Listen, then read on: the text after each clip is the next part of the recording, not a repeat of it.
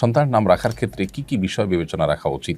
সন্তানের নাম রাখার ক্ষেত্রে মৌলিকভাবে কয়েকটি বিষয় আমাদের লক্ষ্য রাখতে হবে। প্রথম হলো, নামের ভিতরে কোনো শিরক যেন না থাকে সেদিকটি খেয়াল রাখতে হবে। যেমন আবদুল্লাহ, আব্দুর রহমান এই নামগুলোর মাধ্যমে আমরা আল্লাহর দাসত্বের প্রকাশ এবং প্রমাণ দিয়ে থাকি, স্বীকৃতি দিয়ে থাকি। এখানে যদি এমন কোনো নাম থাকে যেমন আব্দুল উজ্জা, আব্দুল অমুক তমুক, এমন কিছু থাকে যেগুলো আসলে শিরকের পর্যায়ে যায়, তাহলে সেক্ষেত্রে সেরকম নাম রাখা যাবে না। আল্লাহ ছাড়া অন্য কারোর গোলাম হিসাবে কেউ নিজের নাম রাখলো, যেমন আব্দুল মুস্তাফা রাখলো, মুস্তাফার গোলাম, তো সেক্ষেত্রে এরকম শিরকপূর্ণ নাম থেকে আমাদের বিরত থাকতে হবে এগুলো রাখা থেকে। দ্বিতীয়ত, অমুসলিমদের সঙ্গে যে সমস্ত নামগুলো তাদের সাথে সামঞ্জস্যতা রাখে বা তাদের বিশেষণ আছে এরকম নাম মুসলমানদের সন্তানদের জন্য রাখা, এটিও নিষিদ্ধ এবং নাজায়েজ।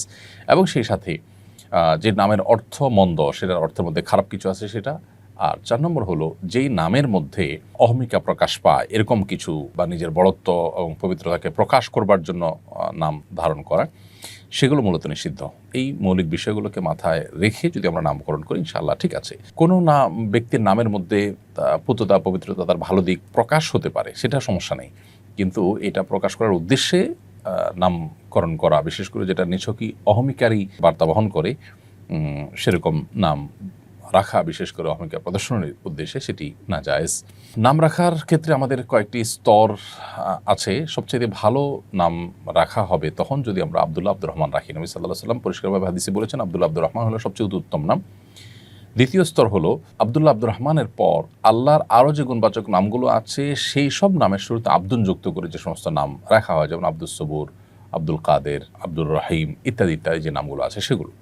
মেয়েদের ক্ষেত্রে এই সব নামের ক্ষেত্রে শুধু আমাতুন যুক্ত করলে হয়ে যাবে, আমাতুল্লাহ, আমাদুর রহমান, আমাদুস সবুর ইত্যাদি ইত্যাদি। আর তৃতীয় নম্বর যে নামগুলো সেগুলো হলো নবী রাসূলদের নাম।